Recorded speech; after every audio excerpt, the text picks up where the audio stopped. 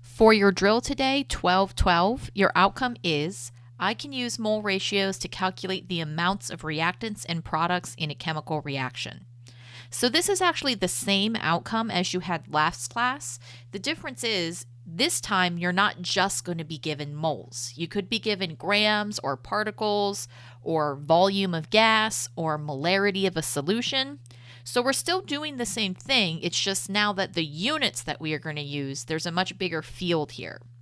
So for your drill, you have a balanced chemical reaction here. So this is the reaction between aluminum metal and chlorine gas to form aluminum chloride. So for your drill, you want to answer, what is the mole ratio of aluminum to chlorine? If you start with 4.5 moles of aluminum, how many moles of Cl2 are you going to need for the reaction to proceed to completion? So in other words, how many moles of Cl2 do you need to react all of that 4.5 moles of aluminum? For the next question, if 7.2 moles of aluminum chloride are produced, how many moles of Cl2 were consumed? So if we produce 7.2 moles of aluminum chloride, how many moles of chlorine were necessary to produce that amount of aluminum chloride? So you can go ahead and pause this video and take some time to answer these questions, and then return here whenever you're ready.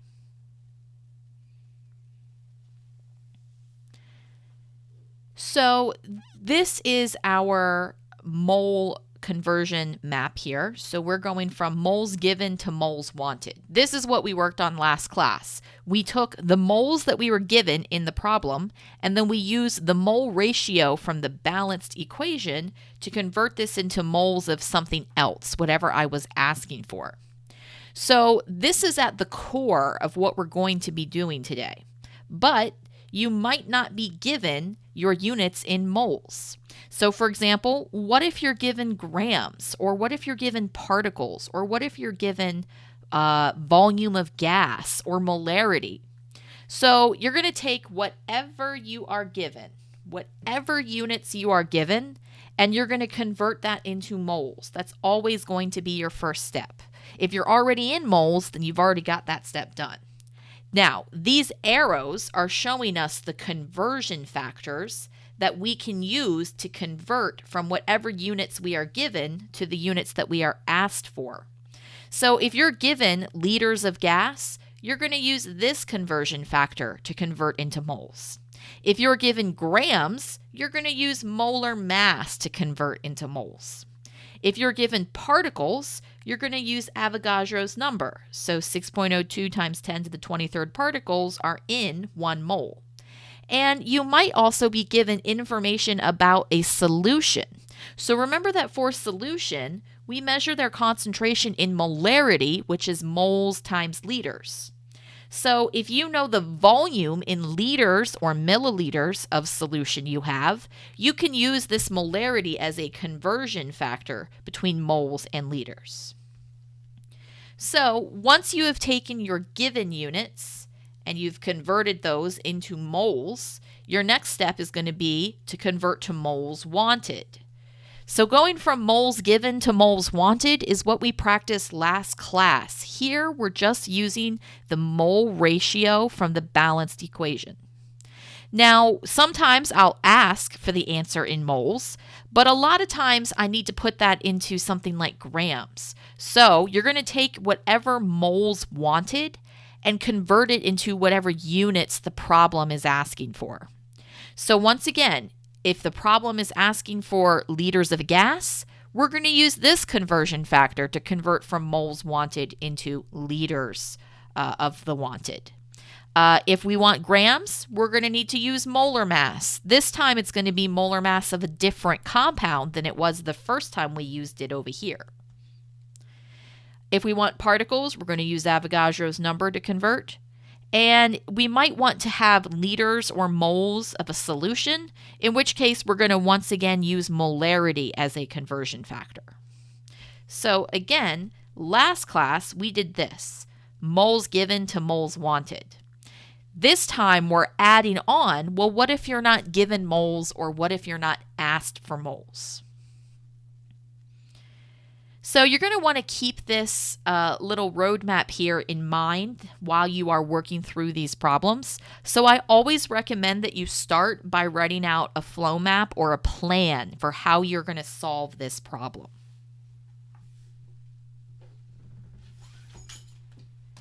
So for question 1 here, it's asking us how many grams of lithium are going to be needed to produce 10 grams of lithium chloride.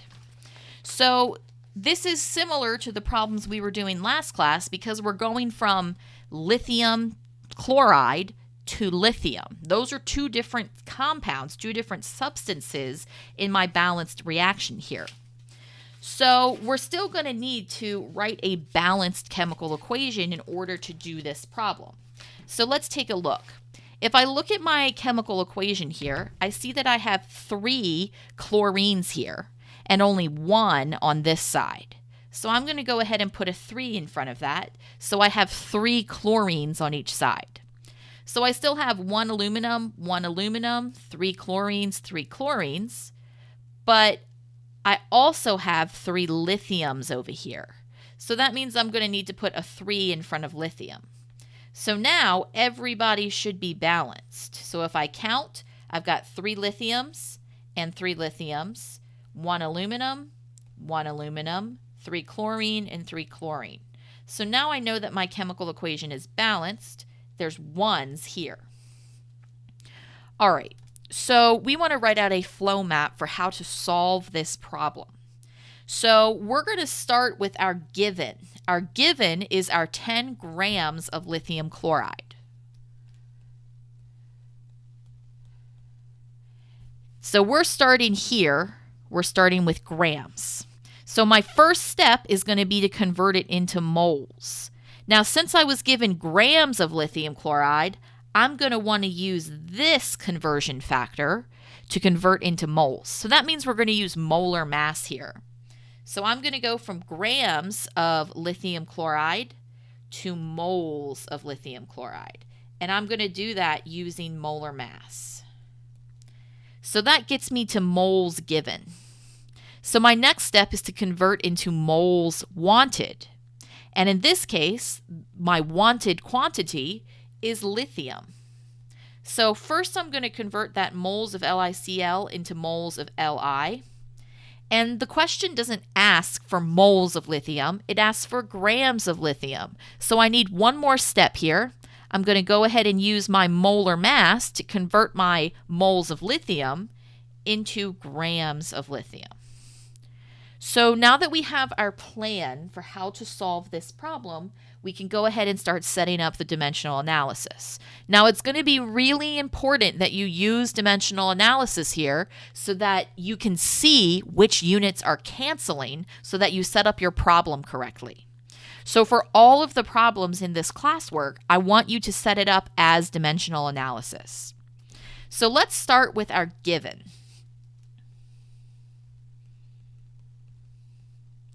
We've got 10 grams of lithium chloride, and we're just going to put that over 1. So my next step here, our goal is to go from grams of lithium chloride to moles of lithium chloride. So I'm going to put grams of lithium chloride on bottom so that that unit cancels, and I'm going to put moles of lithium chloride on top. So I've gone to my next step in the plan. So now I'm going to change my moles of lithium chloride, put that on bottom to cancel.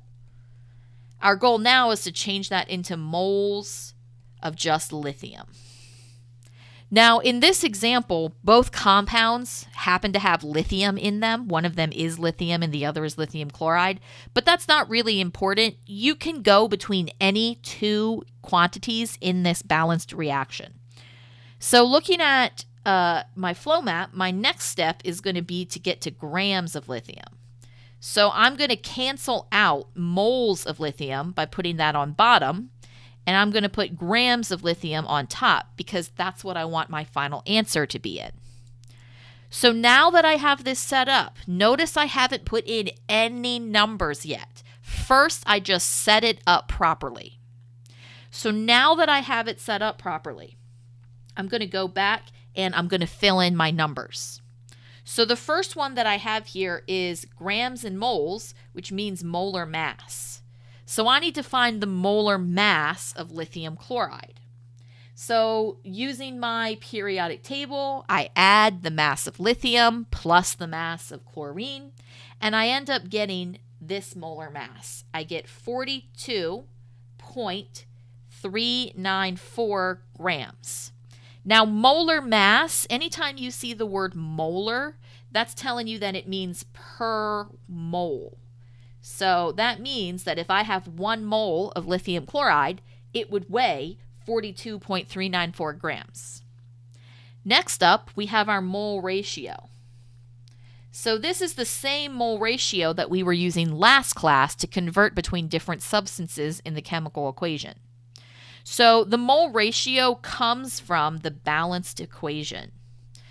So we already balanced our equation, and in my balanced equation, I know that for every 3 moles of lithium, there's going to be 3 moles of lithium chloride. Now, you could technically write 1 to 1. You'll still get the correct answer because 3 to 3 is the same thing as 1 to 1. But leave that as a 3 and a 3 so that when you look at the problem later, you can tell where those numbers came from. So lastly, I've got grams and moles again. So once again, I need molar mass. But this time, it's not the molar mass of lithium chloride like I found before. This time, it's the molar mass of just lithium.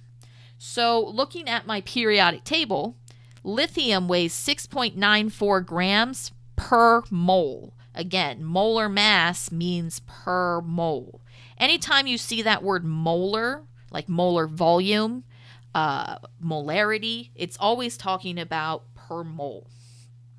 So now that I have all these numbers plugged in, I can go ahead and solve.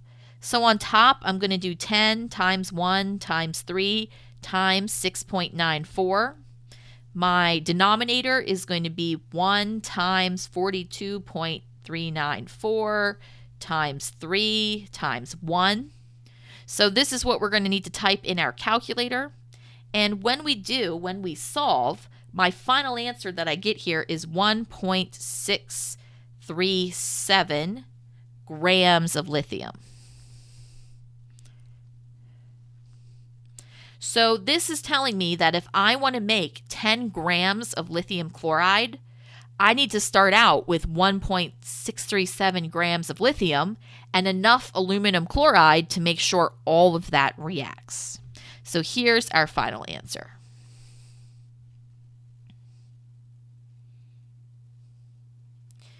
So in my next question, once again, we have another stoichiometry problem here. We're given the volume and molarity of a solution, and we are asked for grams of lithium. So this problem is a little bit different from the last one because our given units are different. We're not starting with a mass in grams. This time, we're starting with a solution. So let's go ahead and balance our equation here. We already did this on the last slide, and we're still using the same equation. So this time it's going to be a little bit different. We're still starting with our units given, and we still need to convert that into moles. But the way we're going to do that is by using the molarity as a conversion factor. So my molarity is 0.50 molar. And this is aluminum chloride. So I could write it like this. I can also write it like this. Those mean the same thing. The capital M means moles per liter. I could also write it as mole per 1 liter. This also means that I could write it like this. So see how we have either liters or milliliters on bottom here? So that's useful because it will allow us to convert the liters of this solution into moles. So we're going to use this molarity as like a conversion factor between moles and liters. So I'm going to start with my 0.10 liters of 0.50 molar AlCl3, and we want to convert that into moles. So our first step is to use this information to get moles of aluminum chloride. Once we have moles of aluminum chloride, we need to go to moles of my wanted quantity. So since the question asks about lithium, I'm going to go to moles of lithium.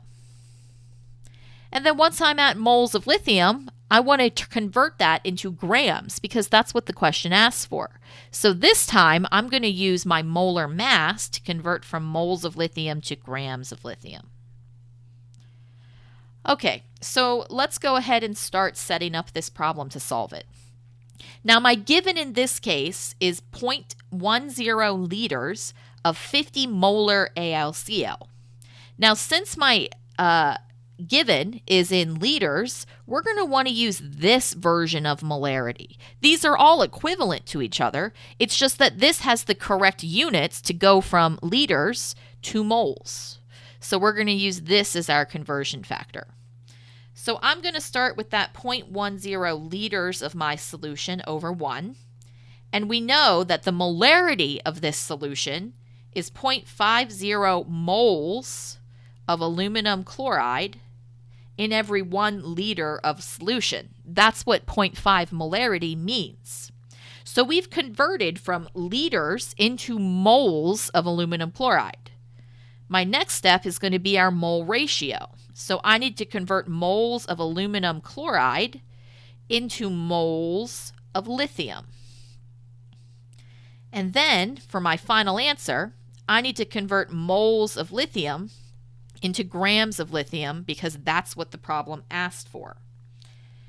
So now that I have this set up and I know that all my units are going to cancel properly, now I'm going to go and put in numbers. So I recommend that you do these steps separately until you're really comfortable with these kinds of calculations. Because when you're trying to figure out what to multiply and what to divide, and you're trying to figure out the numbers that are associated with all of those units, your likelihood of making mistakes is going to be a little bit higher.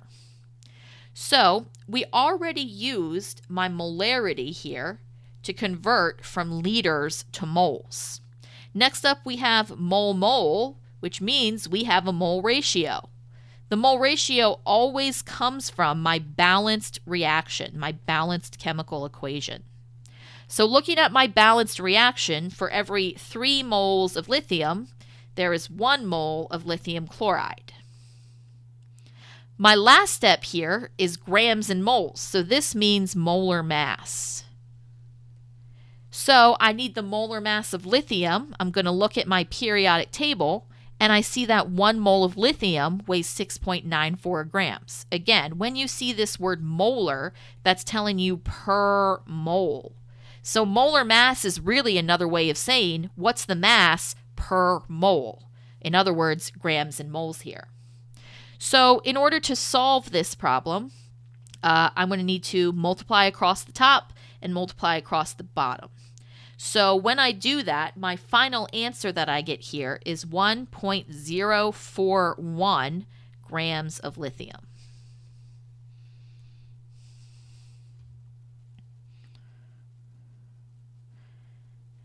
So now you need to complete questions 3 through 10 to the best of your ability.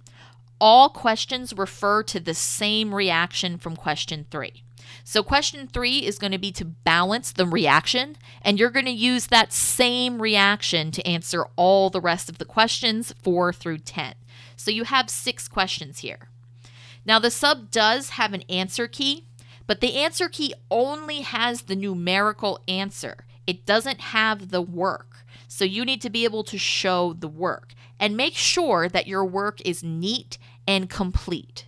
So think about how I wrote those last 2 example problems, how I took my time to make sure it was very clear which units were canceling which. All the numbers were very easy to read. Everything was written out neat and complete.